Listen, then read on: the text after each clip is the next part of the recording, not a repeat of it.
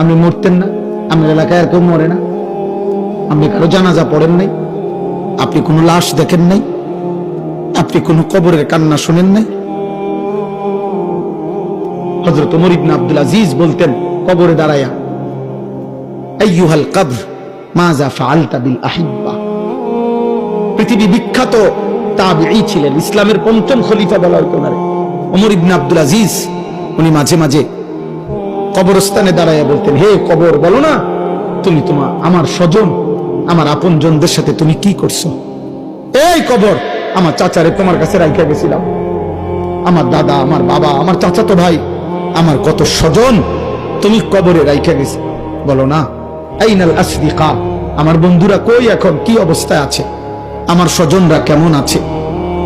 খোদার কসম তিনি কাঁদতেন, আর ওনার সাথে যারা দাঁড়ায় থাকতো ওনাদেরকে বলতেন, শোনো কবর আমারে কি বলছে জানো?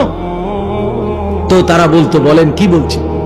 ওমর ইবনে আব্দুল আজিজ বলতো, আল্লাহর কসম কবর আমাকে বলতেছে, ওমর ইবনে আব্দুল আজিজ, তোমার প্রতিটা স্বজনের শরীরের প্রতিটা চোখ, নাক, কান, অঙ্গ প্রত্যঙ্গ আমি আমি টুকরা টুকরা করে ছিন্ন ভিন্ন করে মাটির সাথে মিশাই দিছি। আমার মাটি আমি আমার সাথে মিলাই দিছি। মানুষ কিসের তৈরি?